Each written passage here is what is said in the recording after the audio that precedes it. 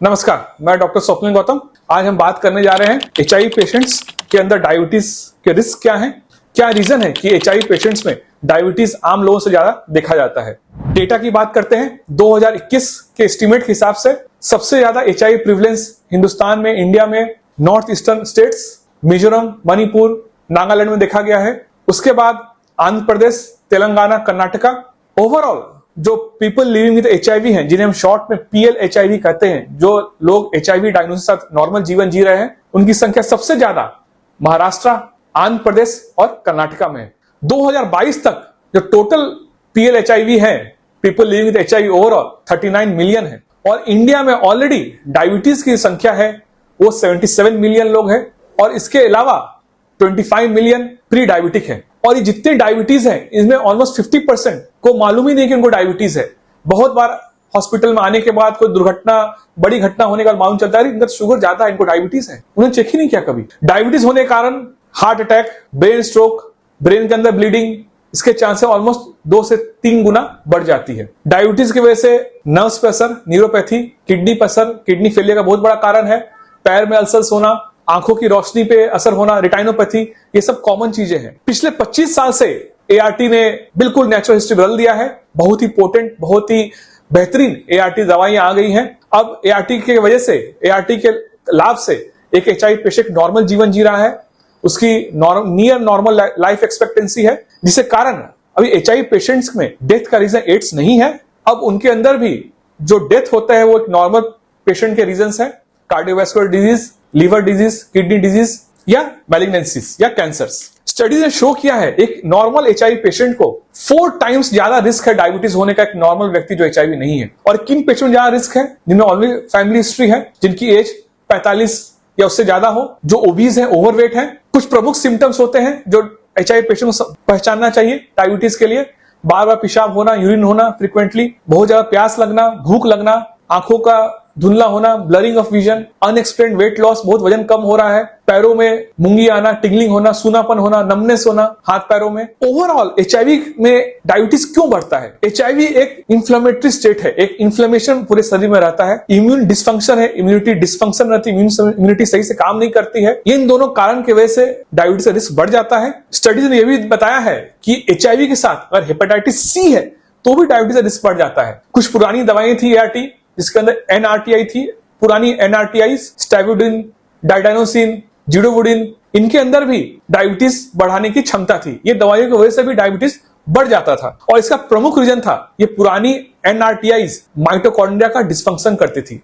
जो हमारे सेल्स के अंदर माइटोकॉन्ड्रिया होते हैं, उनके फंक्शन को खराब करती थी, इंपेयर करती थी, जिसके कारण डायबिटीज बढ़ जाता था। फिर कुछ पुराने प्रोटीएज इनहिबिटर थे, जैसे कि इंडिनावीर, लोपिनावीर, रिटोनावीर। इन दवाइयों से देखा गया कि इंसुलिन सेंसिटिविटी कम होती है। पैंक्रियास के बीटा सेल्स जहां से इंसुलिन बनता है, उसका फंक्शन खराब होता है, इंपेयर्ड होता है। और ऐसे ट्रांसपोर्ट मैकेनिज्म जिसके कारण शुगर शरीर में जाता है, अंदर जाता है फैट सेल्स में, हार्ट मसल्स में, स्केलेटल मसल्स को, ये ट्रांसपोर्टर्स को भी ये नीचे करता है, खराब करता है। तो ये दो जो पुराने ड्रग्स थे, जो पुराने प्रकार के प्रोटीएज इनहिबिटर, पुराने प्रकार के NRTI, एक बहुत प्रमुख रीजन थे डायबिटीज के। अभी नई दवाइयां आई हैं, नए प्रोटीनेज इनहिबिटर बहुत ही इंपोर्टेंट है। एजाटानावीर, दारुनावीर बिल्कुल सेफ है, कोई रिस्क नहीं है डायबिटीज का। नए NRTI में मैं बात करूंगा टैफ, टेनोफ्रिक अल्फानामाइड का, जिससे बोन डेंसिटी, बोन लॉस कम होता है, किडनी पर असर कम होता है, बट जिससे कि वेट बढ़ता है। तो वेट अगर बढ़ रहा है तो थोड़ा सा डायबिटीज का रिस्क बढ़ जाता है। इसके अलावा जो INSTI है, जो इंटीग्रेट स्ट्रैंड ट्रांसफर इनहिबिटर्स है, डोलुटाग्रावीर, बिक्टेग्रावीर, रेलेटेग्रावीर, इनसे ही वजन बढ़ता है। और अगेन अगर वजन बढ़ रहा है तो आपको डायबिटीज होने का काफी ज्यादा खतरा है। इसके अलावा एक लाइपोडिस्ट्रोफी होता है। लाइपोडिस्ट्रोफी मतलब चेहरे का फैट, हाथ और पैर का फैट कम हो जाता है। और इसके साथ लाइपो एक्यूमुलेशन भी होता है, चर्बी जमा होती है आपके गर्दन के पीछे के भाग में, जिसे हम कहते हैं, बफेलो हम कहते हैं, पेट पे। और ये खासकर पुराने NRTI, स्टैविडोन की वजह से देखा जाता था। और ये भी एक प्रकार का इंसुलिन रेजिस्टेंस है, जिससे डायबिटीज के चांसेस बढ़ जाते हैं। अगेन ये लाइपोडिस्ट्रोफी आज की नई दवाओं से उतना नहीं होता है। सबसे इंपॉर्टेंट है इसको आप डायग्नोस करें। और स्टडी ने शो किया है कि HbA1c डायबिटीज डायग्नोस करने के लिए एचआईवी पेशेंट्स में उतना सही नहीं है, ये अंडर डायग्नोस करता है एचआईवी पेशेंट्स में। तो आप फास्टिंग प्लाज्मा ग्लूकोज या ग्लूकोज टॉलरेंट टेस्ट पे ही ज्यादा विश्वास करें। HbA1c उतना रिलायबल नहीं है। कारण है लो CD4 होने की वजह से ये बराबर टेस्ट नहीं आ सकता है, टेस्ट डिस्टर्ब हो सकते हैं। अगर आप कुछ NRTI ले रहे हैं, खासकर पुराने NRTI, तो बड़े सेल्स हैं, मैक्रोसाइट्स बढ़ जाते हैं जो इस रिजल्ट्स को डिस्टर्ब कर सकते हैं। कुछ दवाइयां हैं जो HIV पेशेंट ले रहते होते हैं, सेप्ट्रान या डैप्सोन, इसके वजह से भी ये टेस्ट सही नहीं आ सकता है। सो दैट आप फास्टिंग और ग्लूकोज टॉलरेंस टेस्ट पे डिपेंड करें। HIV डायग्नोस होने के टाइम ART चालू करने से पहले और हर 3 से 4 महीने पे शुगर चेक करते रहें।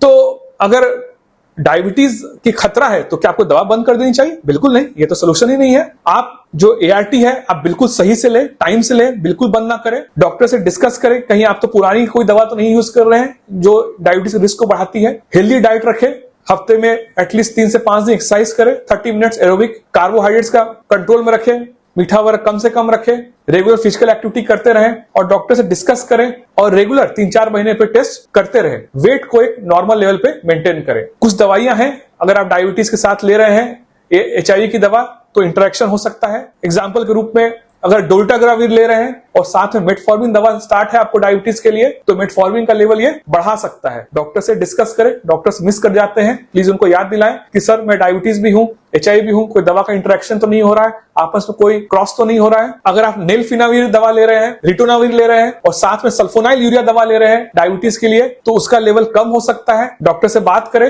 ओवरऑल यहां पे मैंने बताने की चेष्टा की है कि HIV पेशेंट्स में ऑलमोस्ट 3 to 4 टाइम्स डायबिटीज होने ज्यादा रिस्क है। आपको HIV की दवा तो लेनी ही लेनी है, इसका कोई दूसरा सब्स्टिट्यूट नहीं है। आप थोड़ा हेल्दी लाइफस्टाइल की तरफ रहें, एक्सरसाइज रखें, डाइट कंट्रोल करें और रेगुलर चेक करते रहें। अगर आपको हमारा वीडियो पसंद आ रहा है और आपको लग रहा है हम कुछ नई जानकारी, अच्छी जानकारी लेके आ पा रहे हैं, कृपया हमारे वीडियो को लाइक करें, चैनल को सब्सक्राइब करें। कुछ भी कमेंट, कुछ भी टिप्पणी बेझिझक बेफिक्र कमेंट बॉक्स में मेंशन करें और हम आपके साथ हैं, आपके लिए हैं, हमेशा हैं। कभी आपको कुछ लगे हमसे जुड़ने की जरूरत है, बिल्कुल जुड़ सकते हैं। धन्यवाद।